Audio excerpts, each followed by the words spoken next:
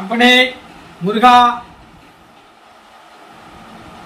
செந்தூர் வேலவா சந்திச்சு ரொம்ப நாளாயிட்டு, 2-3 நாளாயிட்ட நம்ம சந்திச்சு.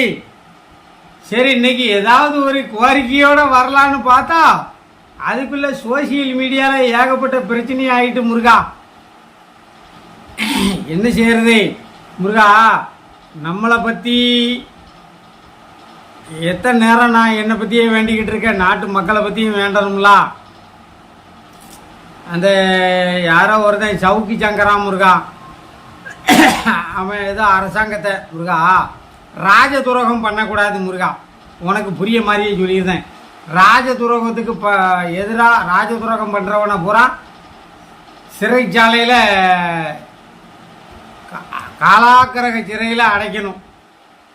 பிரணவ மந்திரத்தை மறந்ததுனாலேயே பிரம்மனையே நீ சிறையில் அடைச்சவன். அப்பேற்பட்ட முருகன்கிட்ட ஒரு வேண்டுகோள் முருகா.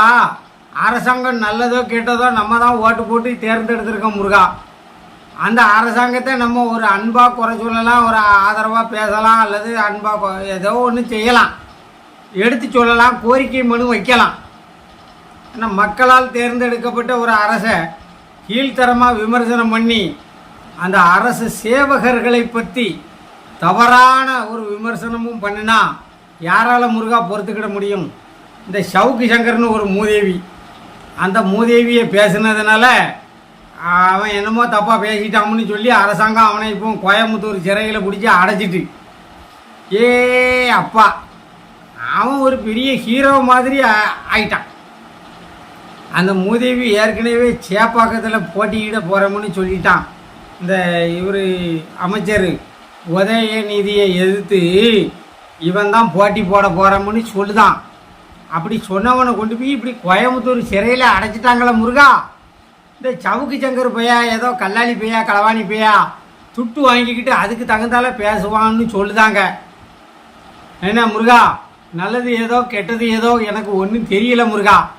இந்த சவுக்கு சங்கர் மாதிரி ஆள், இந்த முன்னாள் அமைச்சர் ஜெயக்குமார் அவர்கள், அந்த ஏதோ ஒரு பொம்பளை வந்தாலாம், வேலை தேடி வந்தாலாம், அவளை கர்ப்பமாக்கிட்டாராம். அவர் தான் எதிர்த்து பேட்டி கொடுத்துருக்காரு. இந்த மாதிரி அரசியல் கோமாளிகளை எல்லாம் மனசை திருத்து முருகா. இந்த சோசியல் மீடியாவில் சவுக்கு சங்கர் மாதிரி கேவலமான ஈன பிறவிகளெல்லாம் நீ கொஞ்சம் தடுத்து நிறுத்தி கொஞ்சம் கண்காணிப்பாக வச்சிரி. இந்த லூஸ் மாதிரி பேசுகிற அரசியல் தலைவர்களெல்லாம் திருத்து முருகா. இதுதான் இன்றைய என்னுடைய அன்பான கோரிக்கை முருகா. ரொம்ப மன வேதனையாக இருக்குது முருகா. இது ஒரு பெரிய அவசர மனுவாக நினச்சி நீ விசாரிக்க வேண்டாம். ஒரு கோரிக்கை மனுவாக வச்சிரி. உனக்கு பொழுது போகலைன்னா, நேரம் போகலைன்னா இதை எடுத்து என்னன்னு பாரு. ரொம்ப நன்றி முருகா.